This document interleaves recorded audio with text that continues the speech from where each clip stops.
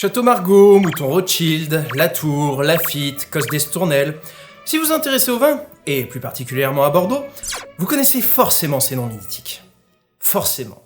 J'en parlais déjà dans mon épisode sur la crise bordelaise, mais toutes ces grosses écuries sont implantées dans le sous-vignoble du Médoc et elles doivent leur reconnaissance aux élites bourgeoises qui ont façonné les codes de toute une région. Ce sont notamment eux qui ont ancré la notion de château, notion qui, avant le 19e siècle, restait très marginale. Bref, je ne vais pas me répéter, allez voir mon épisode sur la crise bordelaise si vous voulez en savoir plus. Mais ce qui est important de préciser, c'est que le 18 avril 1855, à la demande de l'empereur Napoléon III et en vue de l'exposition universelle de Paris, va être promulgué le classement de 1855. Un classement qui répertoriait initialement une soixantaine de crus ou châteaux pour les vins rouges du Médoc et qui étaient répartis dans des rangs allant de premier cru à 5e cru. Cette hiérarchisation va être un véritable coup de génie, puisque, aujourd'hui encore, elle fait figure d'autorité dans le Médoc. C'est mythique, iconique, légendaire, accolez-y tous les superlatifs que vous le désirez, mais, si vous vous intéressez toujours au vin, et toujours plus particulièrement à Bordeaux, vous allez me dire, et à juste titre, qu'il n'y a pas que dans le Médoc, et sur la rive gauche, que l'on retrouve des noms ronflants. Il y a forcément aussi le duo Saint-Émilion/Pomerol. Forcément. Alors, je ne m'attarderai pas des masses sur Pomerol, j'en ai déjà beaucoup parlé dans mon double épisode sur Pétrus. Là encore, je ne peux que vous enjoindre à aller les visionner, puisqu'aujourd'hui, on va surtout se concentrer sur Saint-Émilion. Une appellation d'où provient une tripotée de chiers d'étiquettes prestigieuses que tous les sommeliers et les sommelières de la planète se doivent de connaître. Ozone, Pavie, Figeac, Angélus, Canon, Tertre Rodebeuf, Valandro et bien évidemment notre intéressé du jour qui est peut-être le domaine le plus clinquant d'entre tous, Cheval Blanc. Je ne sais pas pourquoi, mais j'ai toujours trouvé qu'en termes de sonorité, ce blaze, il claquait. Il a ce petit côté, le souffle épique de l'heroic fantasy qui balaye nos visages et que je ne saurais vous expliquer, mais voilà, Cheval Blanc. Ah oui, j'oubliais. L'alcool est dangereux pour la santé, il est donc à consommer avec la plus grande démodération, et si cet épisode a été rendu possible, c'est grâce à Vinstache la boutique. La livraison est offerte dès 6 bouteilles, et c'est cette boutique qui me permet de produire en totale indépendance ce genre de vidéo. Et du coup, avant de rentrer dans le vif du sujet et de vous ennuyer avec des détails ultra techniques tels que les types de sol, les encépagements, les modes de conduite de la viticulture, vous vous êtes peut-être déjà posé cette bien simple question. Pourquoi les vins de Saint-Émilion, et plus généralement ceux de la rive droite, ont-ils historiquement pâti d'une réputation moindre en comparaison de celle du Médoc ? J'en prends pour preuve les classements. Médoc égale 1855, là où il aura fallu attendre tout pile un siècle pour voir naître en 1955 le tout premier classement des vins de Saint-Émilion, qui est un joli bordel. Et je dis joli bordel parce que je suis un garçon poli. On y reviendra. Eh bien, en réalité, l'explication est assez simple. Le Médoc, avant le XVIIe, c'était principalement des marais salants dédiés au bétail ainsi que des marécages. Or, au début du XVIe siècle, avec l'apparition d'une classe bourgeoise / d'une civilisation des mœurs qui désirait s'élever socialement via la consommation de vins rouges qualitatifs, va apparaître une demande importante pour ces produits. La bourgeoisie bordelaise va ainsi s'associer aux marchands hollandais, experts en travaux de drainage et de digage, et qui étaient accessoirement d'excellents commerçants, afin de produire des vins de prestige répondant à cette nouvelle forte demande naissante. À la base, le Médoc est donc un sous-vignoble sorti des flots dans une logique pure de création de valeur via la mise en avant de terroirs d'élite pour la viticulture. Pour Saint-Émilion, la logique était bien différente. Dans l'excellent ouvrage Saint-Émilion, terroir viticole et espace de vie sociale, coécrit par Jacqueline Cando, Philippe Roudier et Corinne Ruff, les auteurs nous expliquent que les structures de Saint-Émilion, dans la première moitié du XIXe siècle, se tiennent à mi-chemin entre le régime des métairies et des bourdieux, qui était le nom local pour désigner des domaines viticoles. D'ailleurs, avant la période révolutionnaire, l'économie de cette commune était à finalité céréalière. Si on s'en fie au cadastre de l'époque, en 1817, il y avait 980 hectares de vignes pour 1060 hectares de terres céréalières. Et, toujours d'après les chiffres du cadastre, on peut voir que l'hégémonie et la spécialisation dans la production viticole a cru petit à petit au fil des décennies. Ce qui est totalement compréhensible, hein. Oui, aujourd'hui, on vit dans un monde globalisé avec des céréales qui proviennent tout aussi bien du Canada que d'Ukraine que de France, mais au 19e siècle, lorsqu'il fallait choisir entre se nourrir ou bien se spécialiser dans la production viticole, eh bien le choix était vite fait. C'est pourquoi, pendant de longues années, la vigne reste sacrifiée au profit des céréales, à Saint-Émilion, mais également dans tout le reste de l'arrondissement de Libourne. Ainsi, la plantation de la vigne n'a pu s'étendre tant que la production de grains s'avérait insuffisante. Et d'où un classement érigé un siècle après le Médoc. La région n'avait pas pour vocation unique de rentrer dans une logique de spécialisation et de monoculture viticole. Pourtant, en ce qui concerne la réputation et la qualité des vins, eh bien le vignoble n'avait vraiment pas de quoi rougir en comparaison de ses prestigieux voisins de la rive gauche. Dans la 7e édition de l'iconique ouvrage Bordeaux et ses vins classés par ordre de mérite, daté de 1898 et réalisé par Édouard Ferret, plus souvent connu sous le nom de Guide Ferret, celui-ci nous explique, lors de son ouverture sur la région de Saint-Émilion, que les vins sont généreux, chauds, corsés, d'une belle couleur. Ils acquièrent en vieillissant un bouquet particulier très agréable. Ils gagnent constamment en bouteille, jusqu'à 6 ou 8 ans, et peuvent s'y conserver 50 ans. On les a appelés les Bourgognes de la Gironde, et leur réputation, très ancienne, grandit tous les jours. Nous diviserons les propriétaires de Saint-Émilion en deux groupes. 1. Ceux des coteaux de leur versant. 2. Ceux des groupes sablo-graveleuses voisines de Pomerol. La transition est donc toute trouvée pour vous parler de la topologie et des terroirs de l'appellation. Si comme moi, vous êtes formé dans le vin, je pense que l'on vous a très souvent expliqué que Saint-Émilion, c'était des sols calcaires. D'ailleurs, moi le premier, dans mon épisode de cépage sorcier consacré au merlot, je vous expliquais que la rive droite, bien que composée aussi pour partie de grave, se caractérise par beaucoup plus d'argile calcaire. C'est vrai, mais c'est un peu un raccourci. La carte suivante, réalisée par Laure de Rességuier, ingénieur d'études à Bordeaux Sciences Agro, et Cornelis Kies van Looyen, professeur à l'Institut des sciences de la vigne et du vin, et ex-directeur technique pour le château Cheval Blanc, donc autant dire pas des peintres, nous démontre superbement la complexité des sols de la région. L'appellation Saint-Émilion, répartie sur 8 villages dont l'éponyme est aussi le plus emblématique, est effectivement dominée par le fameux plateau calcaire où l'on retrouvera à la fois des sols calcaires peu profonds sur calcaire dur, ainsi que des sols profonds d'argile et de limon reposant sur un substrat de calcaire dur. De même, sur les côtes et les pentes inférieures, on retrouvera beaucoup de sols calcaires, parfois limoneux, parfois argileux, parfois sableux.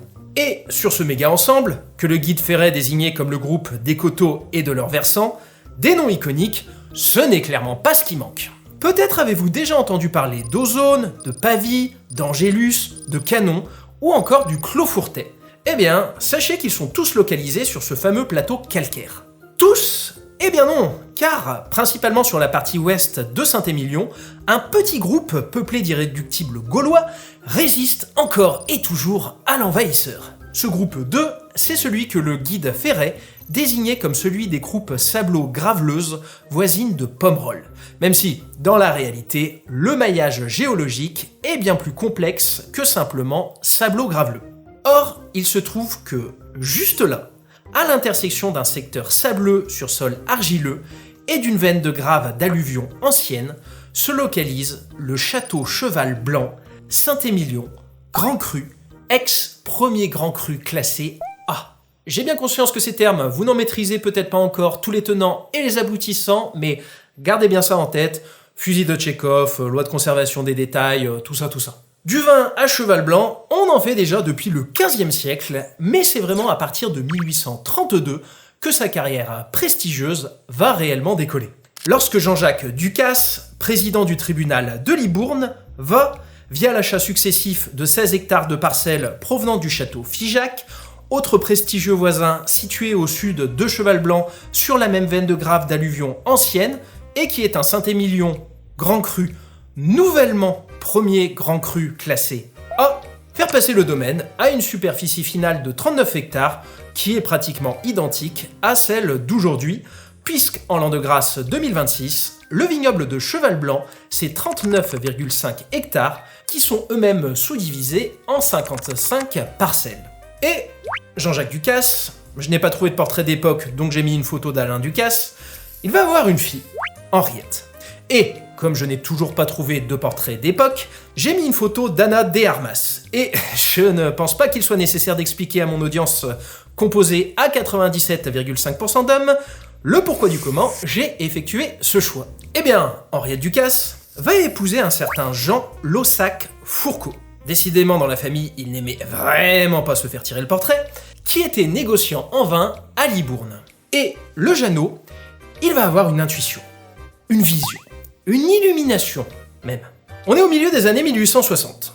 Pour vous resituer le contexte de l'époque, l'accumulateur, ou première batterie, fut inventé en 1859. La première dynamo industrielle sera conçue en 1871. Le téléphone verra le jour en 1876. Bref, tout ça pour vous dire qu'au milieu des années 1860, les études de sol via des sondages à la tarière, on en était encore loin. Très loin. Alors oui, l'observation et le bon sens paysan, que je ne nie pas, mais des cartes de ce type, il n'y en avait pas. Pourtant, Jean Laussac-Fourcault, il va faire un pari audacieux. À cette époque, il entreprend des grands travaux de restructuration du vignoble. Les 50 premiers pourcents de Cheval Blanc, il va les planter avec du merlot. Alors, le merlot, je lui ai déjà consacré un épisode de cépage sorcier, mais pour faire court, dans la région, c'est une évidence. On en retrouve les premières traces en 1783-1784 dans la ville de Libourne, qui est littéralement voisine du domaine, puisque Google Maps me dit que de la propriété à la mairie, c'est 4,8 km à pied. C'est un enfant de la région, c'est un cépage d'une réelle finesse. Ce n'est d'ailleurs pas pour rien si, à mon humble avis, le guide Ferret disait que les vins de Saint-Émilion étaient appelés les Bourgognes de la Gironde.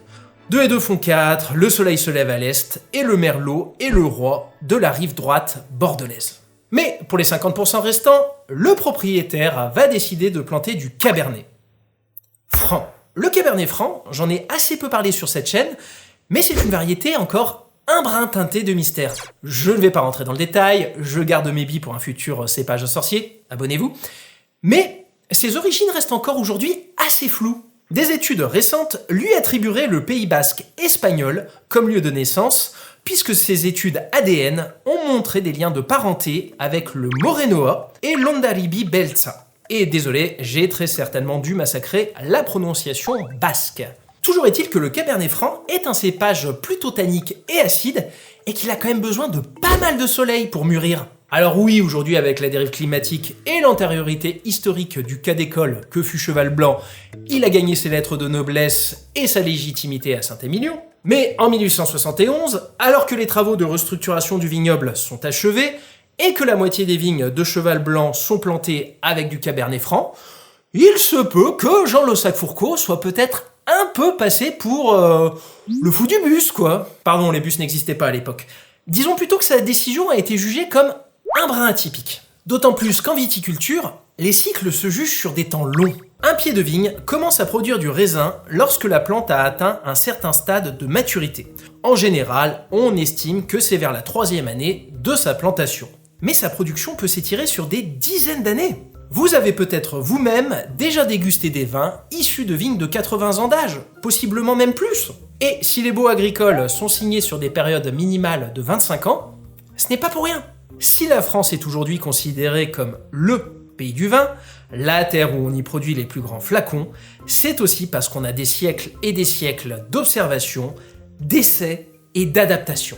Donc le Jeannot en 1871, là, avec ses à peu près 20 hectares de Cabernet Franc, entre son intuition initiale, la rentrée en fruits de ses vignes, les essais sur 5 à 15 millésimes, histoire de voir l'évolution de ses vins entre la jeunesse et le vieillissement, s'il s'est planté, c'est possiblement 17 à 30 années de perdu, hein. Sauf que, évidemment, vous vous en doutez, mais si je fais une telle digression sur cet événement clé et fondateur de l'histoire de Cheval Blanc, c'est parce que ce coup de poker audacieux va se révéler payant. Parce que la propriété n'est pas localisée n'importe où. Elle est à ce carrefour de terroirs où, pour paraphraser le site officiel du domaine, ici cohabitent en effet 3 grands types de sols formant une véritable mosaïque, tantôt à texture fine et argileuse, tantôt à texture plus grossière et graveleuse. Un terroir singulier, composé essentiellement d'argile et de graves grossières sur certaines parcelles, plus fines et sableuses sur d'autres. Certaines propriétés de Saint-Émilion possèdent d'excellents sols graveleux.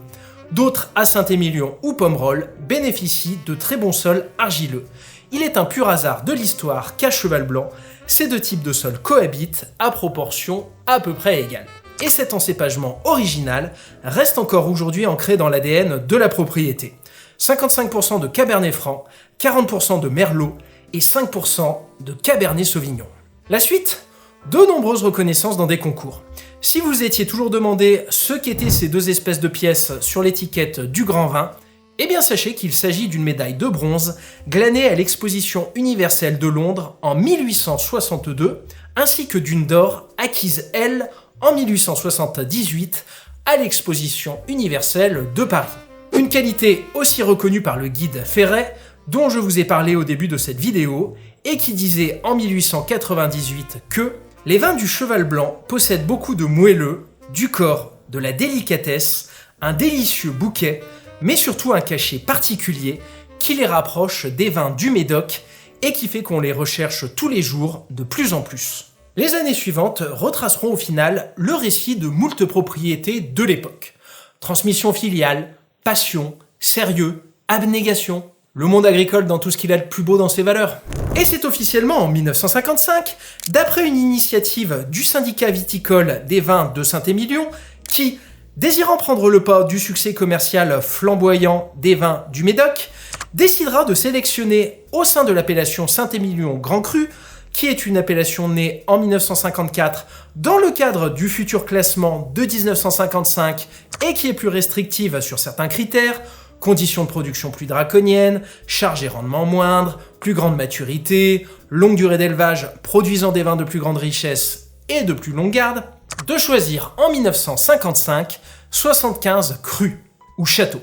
64 domaines furent élevés au rang de grands crus classés, 11 furent érigés premiers grands crus, et au sein de ce club déjà très restreint de 11, 2 eurent le suprême et insigne honneur d'être sanctifiés en tant que premier grand cru A. Ozone, seigneur du plateau calcaire et de ses contreforts, au vignoble de 7 hectares en petite terrasse et qui jouit d'un microclimat idéal, et bien évidemment Cheval Blanc, qui, lui, à l'inverse, représentait à la fois la quintessence et la typicité des croupes sablo-graveleuses voisines de Pomerol.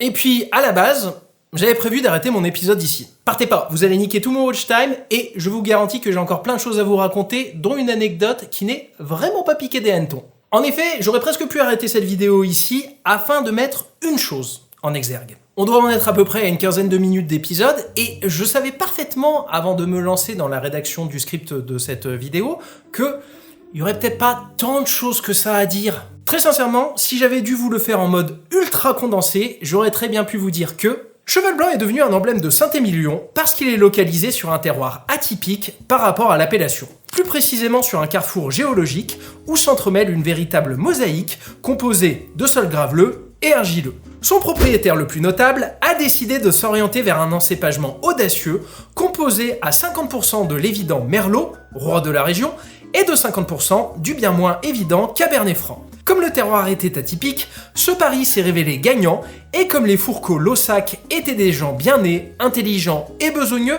ils ont réussi à très bien mener leur barque et à faire émerger au fil des décennies la propriété comme un monstre sacré de la région. Puis la fille de Jean-Jacques Ducasse, mon pote, c'était un missile. Et je vous répéterai, tel un perroquet, une phrase que Grégoire Oppenau, talentueux vigneron du Beaujolais, m'avait un jour enseigné et qui m'avait beaucoup marqué. Dans notre industrie, c'est comme dans l'immobilier, l'emplacement fait tout. Et cette maxime, eh bien on pourrait l'appliquer à d'autres très grands domaines. Pourquoi les Rayas, Pétrus, Ozone, Coche-du-Riz, Jean-Louis Chave et compagnie sont-ils devenus des noms aussi iconiques? Parce qu'ils sont implantés au bon endroit, sur des sols d'élite. Bien sûr que derrière il y a eu l'abnégation et le talent de générations et générations de vignerons et de vigneronnes qui ont su les sublimer. Mais à la base, il y a un sol, il y a un climat, il y a un terroir. Parfois atypique, comme Raias ou Pétrus, mais un terroir quand même. Et c'est ça, Cheval Blanc. Mais il aurait été un peu trop simple que de terminer cet épisode sur cette note un brin candide. Puisque depuis le couronnement au rang de premier grand cru en 1955, moult péripéties se sont passées pour la propriété ainsi que pour l'appellation. L'un des faits les plus marquants étant bien évidemment le changement de propriétaire intervenu en 1998. Année clé où les descendants de la famille Fourcault-Laussac décidèrent, à l'automne venu, de vendre le joyau de la famille pour la coquette somme de 131 millions d'euros. Et il va pouvoir s'en payer des putes avec tout ça. Un prix record pour l'époque. Les acquéreurs étant un duo de milliardaires amis et passionnés de vin.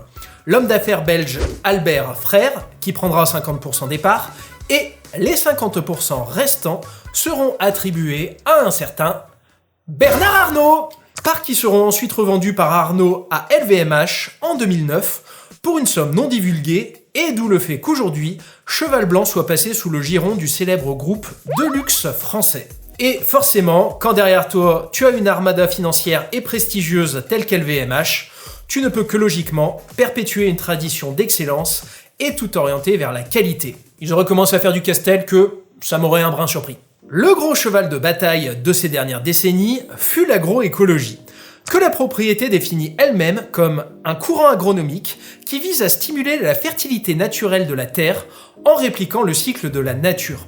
En plus simple, une agriculture qui s'occupe d'écologie. Et à titre personnel, l'agroécologie, j'en suis absolument convaincu. Autant la biodynamie, Steiner, les cornes de vache qui seraient des antennes vers le cosmos, les intestins grêles remplis de camomille matricaire et tout ce genre de délire anthroposophique issu du savoir d'un gourou, non merci. Autant une approche scientifique et écologique du vivant, oui, 1000 fois oui. Cette démarche d'agroécologie, que le domaine revendique depuis plusieurs années, trouvera son apogée en 2021, année où Cheval Blanc sortira un manifeste de 47 pages ayant pour but d'impulser un monde viticole meilleur, un modèle agroécologique capable d'inspirer d'autres vignerons soucieux de préserver le précieux pacte que nous avons noué avec la terre.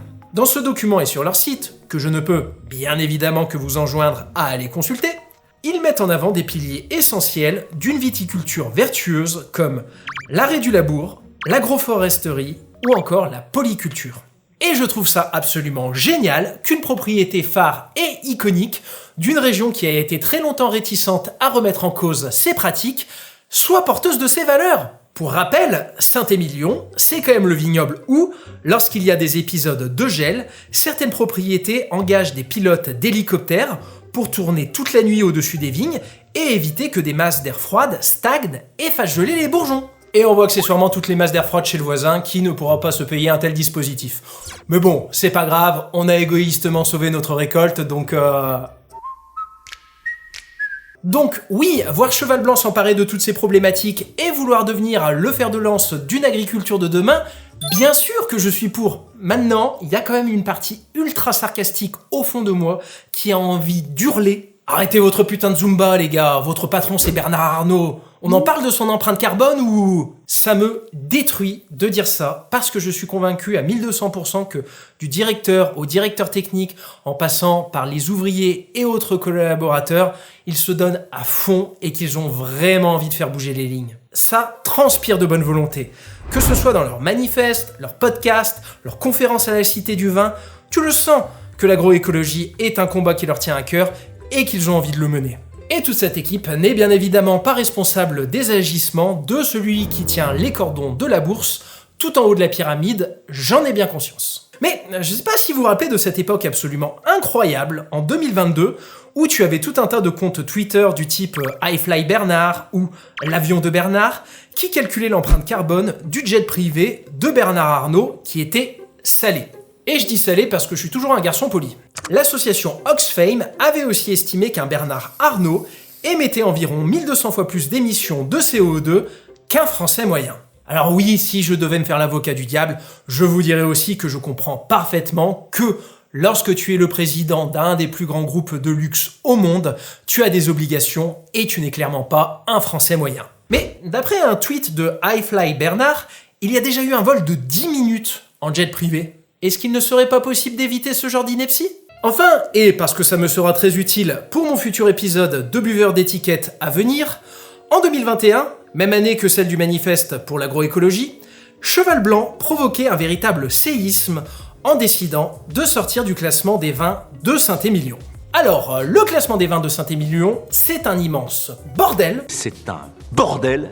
Et cela mériterait presque un épisode dédié. Pour faire court, l'une des plus grandes critiques du classement de 1855, celui du Médoc, c'est qu'il est quasi immuable dans le temps. Sauf que, qu'est-ce qui justifie qu'une propriété classée il y a plus de 170 ans mérite encore un tel honneur en 2026 ?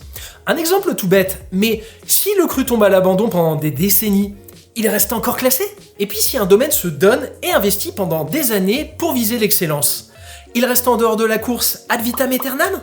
Ne voulant pas reproduire cette erreur, lors de sa création, le syndicat des vins de Saint-Émilion a désiré élaborer un classement qui se voulait révisable tous les 10 ans. Ce qui, sur le papier, est une excellente idée. C'est d'ailleurs pour cela que vous avez eu un classement en 1955, en 1969, en 1986, en 1996 et en 2006. Or, en 2006, pour vous resituer le contexte de l'époque, Bordeaux est au firmament et vit une ère commerciale prospère et dorée, grâce notamment à la locomotive Robert Parker. Bref, être un grand cru classé à Saint-Émilion en ce début de siècle, c'est un peu la poule aux œufs d'or, puisque vous appartenez à un cercle ultra restreint. À titre d'exemple, selon le cahier des charges de l'appellation Saint-Émilion Grand Cru, en 2010, environ 650 propriétés avaient l'appellation Saint-Émilion Grand Cru. Donc, être l'un des 61 châteaux élus pour être dans le classement des Saint-Émilion Grand Cru classés, c'était être dans le top 10 d'un vignoble très prisé. Et c'était aussi une clé d'entrée pour faire déguster et s'attirer les faveurs de Parker. Donc, lorsque 8 propriétés se virent déclassées, disons qu'elles ne le prirent pas très bien et qu'elles engagèrent une procédure juridique visant à faire annuler ce classement. Et la procédure a donc été annulée. C'est ainsi qu'en 2012, et sous le saint patronage de l'INAO, l'Institut National de l'Origine et de la Qualité, donc l'autorité suprême qui gère les AOP en France, autant dire pas n'importe qui, un nouveau classement fut publié afin de rendre justice. Il y a encore eu plusieurs demandes d'annulation. C'est pas une blague. Avec notamment 3 viticulteurs qui portèrent plainte contre X pour prise illégale d'intérêt. Hubert de Boire, propriétaire du château Angélus, cristallisa énormément les tensions puisque dans ce classement de 2012, son domaine avait été promu au rang de premier grand cru A. Or, à cette époque, selon le journal Le Monde, il a été chargé d'une mission de service public puisque membre du comité des vins de l'INAO. Et d'où des accusations de prise illégale d'intérêt. D'autant qu'il était aussi énologue conseil de certains châteaux qui furent eux aussi primés en 2012. Ça a un peu été notre crise à nous du CNC si vous préférez. Hubert de Boire se verra d'ailleurs condamné par le tribunal correctionnel de Bordeaux à 60 000 € d'amende, dont 20 000 avec sursis pour prise illégale d'intérêt. Décision dont il s'en défendra dans une lettre ouverte à mes amis vignerons, dont le média Terre de Vin, qui en a eu l'accès en exclusivité, en révélera quelques morceaux choisis. Bref, cette révision du classement des Saint-Émilion Grand Cru, dans la théorie, c'est une idée de génie, dans la pratique, Et c'est donc en 2021 que Cheval Blanc et Ozone, les deux historiques premiers grands crus classés A, provoquèrent un véritable tsunami en décidant volontairement de se retirer de la procédure du futur classement de 2022 qui était alors dans les tuyaux. Pierre Lurton et Pierre-Olivier Clouet, respectivement directeur et directeur technique de Cheval Blanc, déclarèrent qu'il s'agissait d'une décision lourde pour la maison, mais qu'elle ne se retrouvait tout simplement pas dans ses critères de classement, avec une grille d'évaluation s'éloignant trop de ce qui leur semblait fondamental, le terroir, le vin, l'histoire. Et ça, pour le coup, je trouve que ça chie la classe. Il y a vraiment ce côté... C'est quoi? Mais battez-vous pour un os qui est déjà rongé jusqu'à la moelle. Nous, on est Cheval Blanc, on s'est engagé dans une démarche d'agroécologie. Vos histoires de classement rincé pour écouler du pinard au ricain, là, on n'en veut plus. On vous laisse nos bagues, on garde nos honneurs. Ça, j'avoue, je suis fan. Enfin, et parce que je vous avais promis une anecdote pas piquée des hannetons, je ne pouvais décidément pas vous quitter sans vous évoquer cette histoire qui vous permettra tellement mais tellement de briller en société. Car si Cheval Blanc est aujourd'hui le plus iconique et emblématique des châteaux de Saint-Émilion, ce n'est ni parce qu'il jouit d'un terroir hors norme, ni pour son encépagement atypique, ni parce qu'il a été sacralisé ex aequo avec Ozone comme unique premier cru classé en 1955, mais tout simplement parce que c'est le vin dans Ratatouille. Mais si, vous savez, Ratatouille, le petit rat de Pixar. Dans Ratatouille, t'as Alfredo, le serveur un peu gauche qui se rêve grand chef. T'as Rémi, le petit rat passionné de cuisine qui ne peut pas être chef pour la raison évidente que c'est un putain de rat et que Paris est déjà bien assez dégueulasse comme ça. Ils deviennent potes. T'as Rémi qui prend le contrôle d'Alfredo en mode Evangelion du pauvre. Bref, je vais pas vous faire tout le film, il a fait 8 millions d'entrées en France, vous l'avez forcément vu. Et si ce n'était le cas, eh bien faites-le, puisque je m'apprête à vous divulgacher allègrement sa conclusion. À la fin, le critique culinaire un brin antipathique qu'est Éric Zemmour, Anton Ego, vient manger au restaurant chez Gusto, avec la volonté assez claire et affichée de saquer cette ex-institution parisienne nouvellement remontée. Mais tu le vois, le mec, il arrive, il est juste déter. Il veut les éteindre. Je vais t'enculer, je vais te briser tes os, je vais te boire ton sang. Sauf que, magie de Pixar et de Disney, grâce à l'active collaboration d'Alfredo, de Rémi et de toute sa clique de rats, ils arriveront à élaborer une ratatouille si divine qu'elle replongera Anton Ego en pleine enfance, lui rappelant ce délicieux plat que sa maman lui cuisinait quand il avait de la peine dans son petit cœur qui est bien plus pur qu'il ne le pariait. Eh bien, la bouteille choisie pour accompagner cet accord mets et vin, c'était un Cheval Blanc de 1947. Ce qui, soyons honnêtes, n'aurait pas forcément été mon premier choix si j'avais été le sommelier. À titre personnel, sur un tel plat de cuisine provençale, je serais plus parti sur un Tavel de quelques années, donc un rosé de macération. Ou alors sur un blanc de Provence salin pour venir contrebalancer la texture concentrée, voire parfois un peu caramélisée, des légumes. Même si en soi, un vin rouge tannique vieilli n'est pas un choix si infamant que ça, hein. Monstre sacré de Saint-Émilion, Cheval Blanc, c'est avant tout l'histoire d'un terroir atypique, porté par un homme audacieux qui a eu cette intuition toute paysanne d'oser un encépagement peu commun et qui se révélera finalement visionnaire. Sa légende, ce sont les Fourcault-Laussac et leurs descendants qui la construiront, décennie après décennie. L'une des consécrations de ce travail d'orfèvre étant bien évidemment son intronisation au rang privilégié de premier grand cru classé A en 1955. Rentré dans une nouvelle ère depuis le rachat par LVMH, Cheval Blanc continue de cultiver sa singularité en essayant notamment de devenir l'une des incarnations de l'agroécologie à Bordeaux, en remettant en cause les pratiques d'un vignoble qui n'a pas toujours été exemplaire de ce point de vue-là. Loin s'en faut. Auto-exclu d'un classement fatigué, il continue aujourd'hui de tracer sa route avec audace dans la droite lignée de son ADN historique. Et espérons juste que le futur de sa production ne soit pas remis en cause par les comportements inadéquats de 10% des gens les plus riches de cette planète qui sont responsables des 2/3 du réchauffement climatique. Hein ? Ça serait con.